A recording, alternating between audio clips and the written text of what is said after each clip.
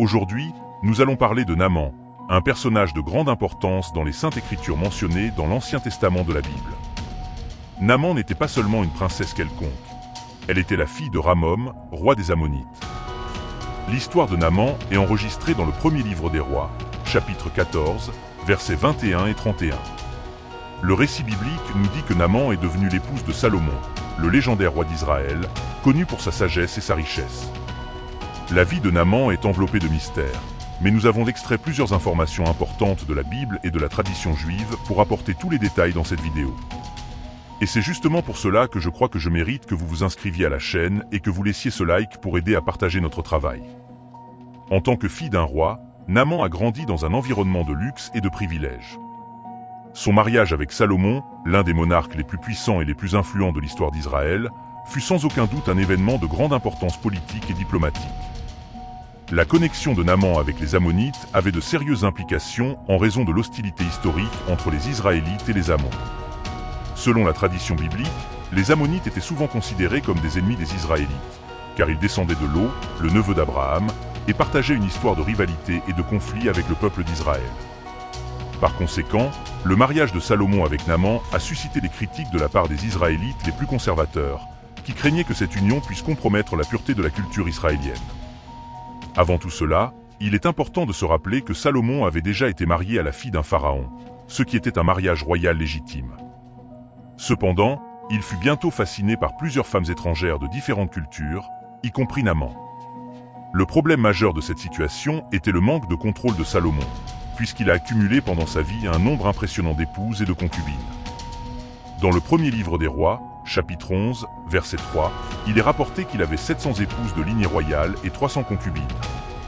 Même après plusieurs conseils de sa propre mère sur le danger que ces différentes femmes pourraient lui apporter, Salomon semble n'avoir pas donné d'importance et a continué à s'engager avec des femmes de différentes nations, telles que les Ammonites et les Hittites, qui pratiquaient des religions différentes avec des dieux étrangers.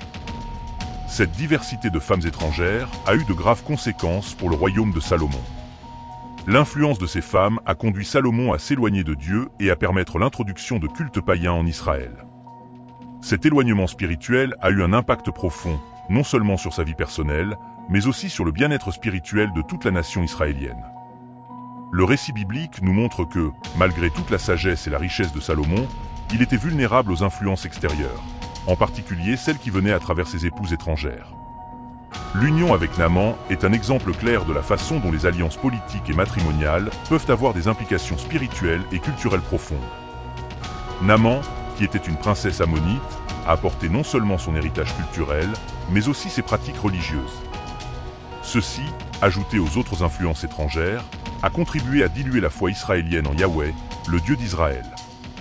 Salomon, qui a commencé son règne avec une grande dévotion à Dieu, a fini par autoriser des pratiques qui étaient abominables aux yeux de Dieu. Ces histoires sont plus que des récits historiques. Elles servent de leçons puissantes sur l'importance de la fidélité à Dieu et les dangers de compromettre notre foi. L'histoire de Salomon et de Naaman nous défie de réfléchir à nos propres vies et aux influences que nous laissons entrer en elles. Est-ce que nous compromettons notre foi et nos valeurs à cause d'influences extérieures? Est-ce que nous laissons d'autres cultures et pratiques nous éloigner de Dieu? Ce qui est arrivé, c'est que Salomon tomba amoureux de Naaman, ce qui compliquait considérablement sa vie et son règne.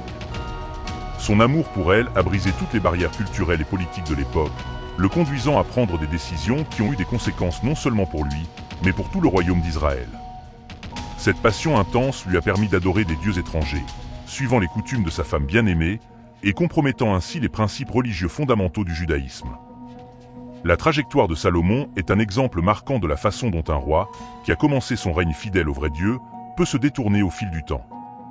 Selon la Bible, même après avoir commencé son règne en adorant le Seigneur, Salomon a fini par succomber aux influences de ces femmes étrangères, dont Naaman, et a construit des autels pour les dieux qu'elles adoraient. Il est à noter qu'il n'était pas le premier roi à le faire. Son père, David, avait également plusieurs épouses, ce qui suggérait déjà un modèle. Dans Deutéronome chapitre 17, verset 17, la Bible avertit clairement que les rois d'Israël ne devraient pas avoir trop de femmes pour éviter la déviation spirituelle. Il est vraiment impressionnant comment Salomon, un homme si sage à bien des égards, n'a pas suivi les conseils des Écritures et a fini par s'éloigner de la bonne voie. Salomon était connu pour sa sagesse extraordinaire. L'une des histoires les plus célèbres sur lui est celle de deux femmes qui prétendaient être la mère d'un bébé. Salomon, avec sa perspicacité, a suggéré de diviser le bébé en deux, ce qui a conduit l'une des femmes à le supplier de ne pas le faire, révélant ainsi la vraie mère. La sagesse de Salomon ne se limite pas à résoudre les différends. Il avait une vaste connaissance de la nature, il a composé de nombreux proverbes et chants qui sont enregistrés dans l'Ancien Testament, en particulier dans le livre des Proverbes et dans le chant des chants. Malgré toute cette sagesse, son amour pour Naaman et d'autres femmes étrangères l'a conduit à s'éloigner des enseignements divins. L'influence de Naaman fut si forte qu'elle affecta non seulement Salomon personnellement, mais aussi le royaume d'Israël lui-même. Selon la prophétie d'Isaïe, le royaume serait divisé, Naaman devenant roi de 10 des tribus d'Israël, tandis qu'une seule tribu resterait sous le règne de Salomon et de ses descendants. Cela a montré comment les décisions personnelles de Salomon avaient des répercussions profondes et durables. Salomon a construit des autels et a permis l'adoration d'autres dieux pour plaire à ses épouses étrangères, ce qui était une grande déviation des principes du judaïsme. Cette pratique a apporté de grands problèmes à lui et à Israël, et son histoire sert d'avertissement sur les dangers de s'éloigner des enseignements religieux en raison d'influences extérieures. Il était un roi qui a commencé avec une foi forte, mais qui a été affaibli par les pressions et les tentations autour de lui. L'histoire de Salomon est un mélange de grande sagesse et de grandes erreurs, montrant comment même les plus sages peuvent échouer quand ils ne suivent pas les principes divins. Son parcours est un puissant rappel que, peu importe à quel point quelqu'un est sage ou puissant, la fidélité aux enseignements spirituels est cruciale pour rester sur la bonne voie.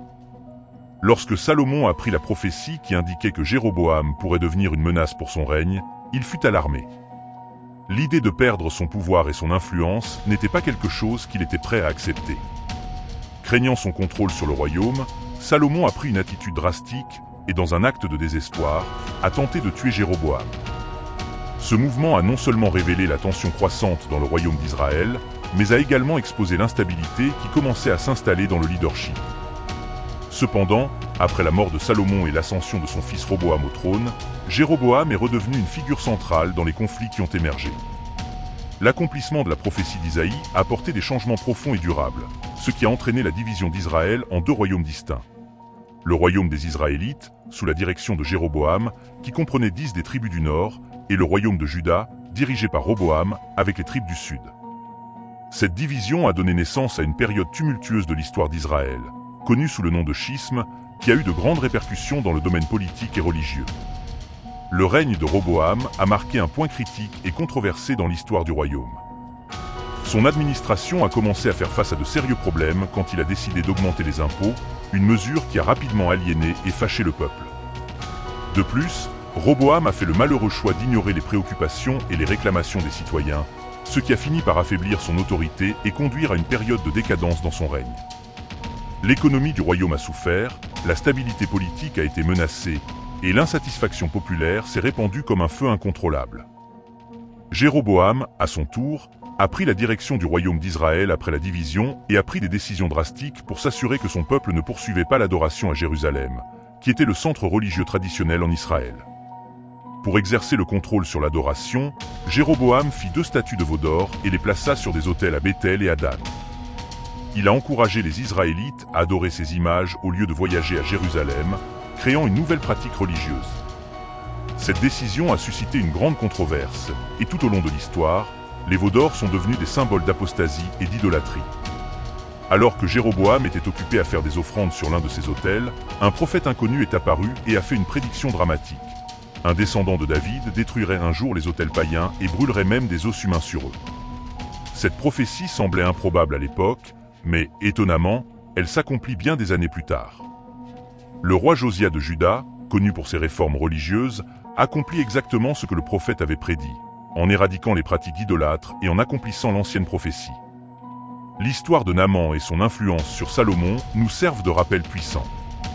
Même les dirigeants les plus sages et les plus puissants ne sont pas immunisés au danger de l'apostasie quand ils permettent aux influences extérieures, telles que les alliances politiques et les mariages stratégiques, de corrompre leur dévotion au vrai Dieu. La décision de Salomon de construire des autels pour les dieux étrangers de ses épouses, motivée par l'influence de Naaman, a marqué le début d'une période de décadence spirituelle et de turbulence politique qui a finalement conduit à la division du royaume d'Israël. Ce récit nous incite à réfléchir aux influences qui façonnent nos propres vies et à l'importance de garder nos principes intacts, même lorsque nous sommes confrontés à des tentations et à des pressions extérieures. Si vous avez trouvé cette vidéo intéressante, laissez un commentaire ci-dessous et n'oubliez pas de vous inscrire à notre chaîne pour suivre nos prochains contenus. Bonne journée et que Dieu vous bénisse abondamment.